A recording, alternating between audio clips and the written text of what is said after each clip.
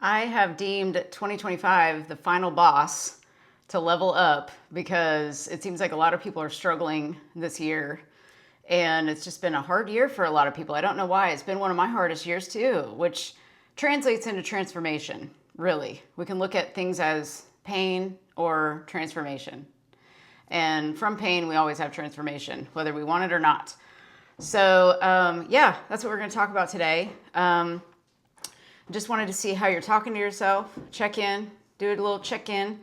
I was talking to someone today about just those trashy, negative toilet thoughts that we have that belong in the toilet, belong in the trash, they're garbage, and how they're infecting you. And they're very rooted in the past.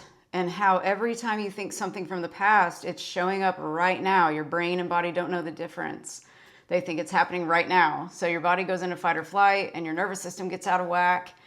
So yeah, I thought I'd talk about that today and see if I can help get you back on the path that you need to be on, or that you think you need to be on to maybe get to the next level.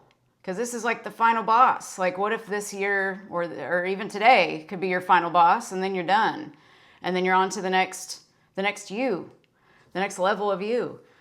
So yeah, I thought we'd talk about that. So my name is Samantha. I'm a therapist, and I'm doing a video every day for a year to get over my fear of public speaking and social anxiety. This is video number 68. And I'm so thankful for all of you for sticking in there with me and learning with me and going through the ups and downs and of technology and everything. So I appreciate you all so much for your comments and likes and subscribes and shares. Please subscribe if you'd like to get more of these videos. I put them out every day. And I've got some more relaxation, meditation music coming at you over the next few weeks as well. Yeah, I talk about self-concept and manifestation as well with therapeutic underpinnings. That's just what I kind of say, because there's therapy me, and then like clinical me, and then there's spiritual me. And I like to combine the two, but it can be difficult to do that sometimes. So I really, I don't like to use a lot of clinical terms. I like to use more just regular people terms, because I think we're all on the same level, and we're all just human, and we all deserve the same grace as anyone else does. So yeah, I don't talk a lot about mental health, but I kind of wanted to touch on a little bit about just the thoughts that are infecting you and causing you to get off your game, and how often they happen, and how often they help to deteriorate relationships, for one thing. And I was really thinking about this earlier. I was talking to someone about this in a meeting today, about how it's almost like when you have your mind set on something and you're assuming something about someone, it's almost like you have a refusal to see any other way, because you believe and assume in that moment that that's actually what's happening. And so I think that really infects relationships and starts to really put some cracks in the foundation of relationships. But again, it starts with the self. So the more self-awareness you have, the better partner you're going to be, or the better teammate you're going to be at your job, or the better boss you're going to be, or the better business owner, or the better parent, all of those things. And so if you go back within yourself and really look at your thoughts and see what wavelength you're on today. Check in. As soon as you wake up, say, what wavelength am I on? What energy am I putting out there? What frequency am I tuned to today? Am I tuned to 92.1 or 104.5? 92.1 is the trashy garbage station. 104.5 is the beautiful, peaceful, joyful station. Which one do I want to be tuned to today? Because you get to change the dial. You get to turn that dial any way you want it to turn. And you have to train the animal to go that route. I say this to a lot of people, and they look at me like I have 5 heads. And I'm like, no, truly, we are addicted to the way we're thinking. We're addicted to it. And we don't even realize it because we're so addicted. It's like, it's so ingrained. And so since it's so ingrained, we think that that's who we are, when that's really not who you are, who you think you are is programmed. So what if you're a totally different person? Open your mind really big. Think about that. Like really think about that. Your imagination is probably pretty small in a lot of areas. Like think big. Think bigger than you've ever thought before. And also think about how, do you see the best in yourself? Can you see the best in yourself when you're at your quote worst? And can you do that for other people when they're at their worst? Can you see them at their best? And I heard that, I think, on Instagram today, and I was like, ooh, that's a good way to say it. Can I see my best when I'm at my worst, and vice versa for others? Can I do that? And that is a practice. Again, that's a training of the mind to see the best when somebody's at their worst. And if we could just see somebody's best when they're at their worst, instead of seeing their worst, instead of noticing that and focusing more on that, and only looking at what they are saying and doing or not saying, or they should be doing this and should be saying this and they're not. They hurt me, they did this. Instead of seeing all of that, what if we assume something different? Because if we refuse to see something different, then we can only see that one way. It's almost like, what if that's not the truth?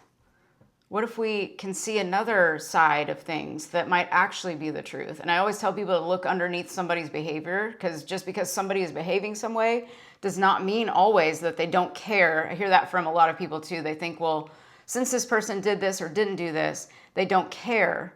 But that's not necessarily what it is. There's something else going on underneath that behavior or that lack of behavior. And then sometimes when I talk to, let's say, a couple, I will hear the other person that is assumed to not care, and they're like, no, I care a lot, I'm just exhausted, or I'm stressed, I'm flooded, my brain is just saturated with stress. And then the other person's over here like, well, they just don't care, and that's just not the case. So I think, and then, with law of assumption, what we assume is what we're going to get reflected back. So it's like, what if you can start, and what if you don't believe in the law of assumption? Let's just say you don't believe in it. Remember, it's the law of whatever works for you. Whatever works for you, whatever you want to identify with is cool. But you get to decide what you see.